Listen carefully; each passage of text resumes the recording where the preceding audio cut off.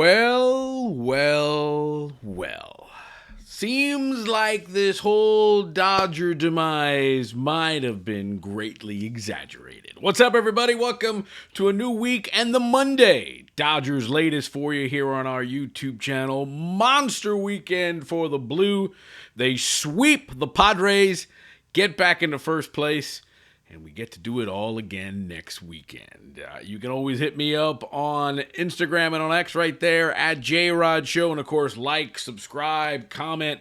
Let us know what you think. Can't wait to be reading all the comments as the Dodgers get ready to start a 7-game road trip. But before we go to the future, let's talk about the past. Yeah, they sweep the Padres, and we've seen this before, right? Where the Padres come into Dodger Stadium really hot, world beaters, Dodgers are struggling, and the Dodgers, a la Rocky, get up the mat and beat the Padres, sweep them all 3 games.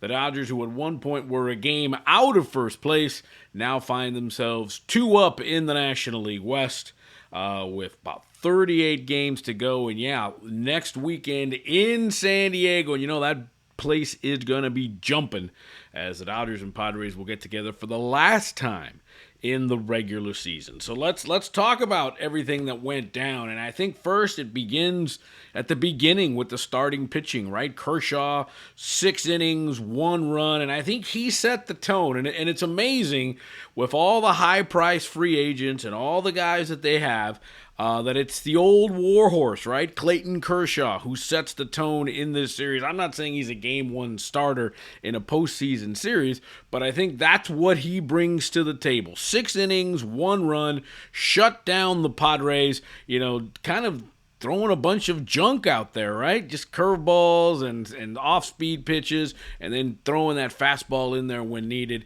Kind of got the Padres off guard, and then Blake Snell comes in, 6 shutout innings on Saturday, setting the tone, and then Tyler Glasnow, 5 innings, 2 runs, very serviceable start on Sunday. So the bullpen still has some work, but it seems like the starting pitching is back. They've settled into this 6-man rotation. We told you they're going to go to Denver. We'll get into the rotation there and what it might look like when the Dodgers get to San Diego. But it's an amazing time as the starting pitching has finally clicked and is now starting to give the Dodgers some length, right? Because before it was 3 innings here, 4 innings there. Now we're at least getting 5, 6 innings out of guys, even 7 innings at one point.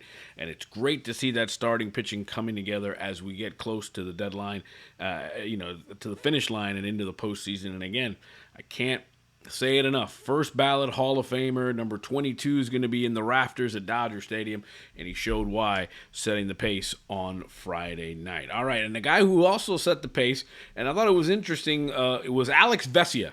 Got 5 outs on Sunday. He wasn't going to shut the game down. He was only supposed to pitch a couple of outs, and then Dave Roberts said, no, go back out there in the 9th. And it goes to show you, maybe it's like a Conforto situation where you keep, insisting on the guy. Vessia had not been pitching well, right? He had allowed a run in his last 4 appearances, and that's brutal when you're a relief pitcher. Last 4 appearances, he'd given up a run, and he comes in, gets 5 outs, no runs, 2.81 ERA, as the Dodgers ended up shutting the door. And he kind of has been the de facto closer with Tanner Scott and Kopech, out, and Kirby Yates out, who, by the way, are pitching all in the minor leagues now. Kirby Yates and Tanner Scott are with Oklahoma City as they try to get back into the bullpen for the Dodgers. We saw Blake Trinan over the weekend, but it looks like it's on this guy, Alex Vessia.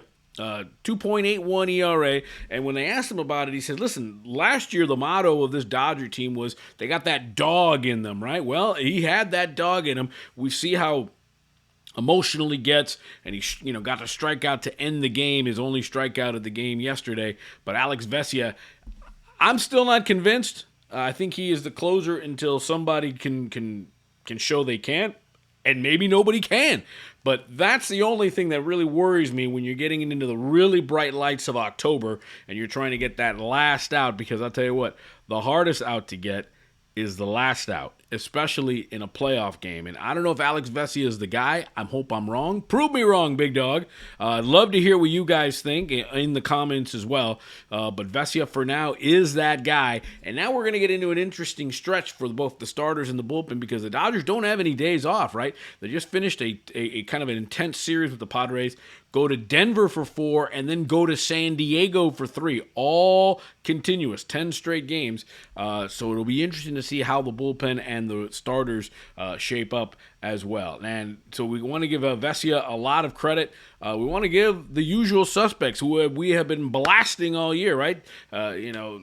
Teo and Conforto and Mookie, everybody contributed this weekend. Teo hit a couple of big home runs during the series on Friday and on Saturday. Conforto, right, 3 for 8, a couple of RBIs and a run score. And Mookie had 1 hit in the series. But it turned out to be the biggest one when he hit the game-winning home run on Sunday off Robert Suarez that broke a 4-4 tie in the bottom of the 8th inning. Listen, at the end of the day, we know Ohtani's going to do his thing. We know Freddie Freeman's going to do his thing. Will Smith, leading the National League in batting most of the season. But it's gonna be a group thing. They can't win it just on Ohtani's bat. They can't win it just on Freddie's bat. Everybody has to do it. And Mookie has been the kind of conversation for good or for bad all year, between that strange sort of viral stomach bug he had at the beginning of the year, losing his stepdad. It's been a tough year for Mookie, and to see him kind of turn it around of late. Dodgers brought J.D. Martinez. Remember him? J.D. Martinez was with the Dodgers. And he kind of has been a kind of unofficial hitting coach, kind of went on the road, kind of helping Mookie out, and he seems to be snapping out of it as he hit his 13th home run of the year. Hopefully that translates, and hopefully the bats wake up as they get to Denver, which is always a fun place to hit, not a fun place to pitch. And I think that's going to be the real key, is how the Dodgers come out of Denver. By the way, just to put a bow on the sweep of the Padres, they got to the bullpens, they got to the starters, and Manny Machado 1 for 12 in the series against the Dodgers. He'll be chomping out the bit when the Dodgers get to Petco Park on Friday. Yeah, so we talked about it. 7-game road trip coming up. It's the Rockies for 4 and the Padres for 3. The rotation for Denver is set. Tonight it'll be Yamamoto, and then Kershaw will finish the series on Thursday. So it'll be Yamamoto, Sheehan tonight. That'll be the Tuesday game, and then Kershaw will finish on Thursday as the Dodgers get ready. So that means probably that the weekend in San Diego will probably be, if they stay with this rotation, it's a 6-man rotation. It will be Blake Snell on Friday, Tyler Glasnow on Saturday in San Diego, and Yamamoto would pitch on Sunday. So that's what it would look like in San Diego if you're planning to go, or if you're planning to watch. That's kind of how the series, and the big question is, how are they going to come out of Denver? Because that's always an interesting, no matter if the Rockies are good or the Rockies are bad, or the Dodgers are good or the Dodgers are bad, going to Denver wrecks you.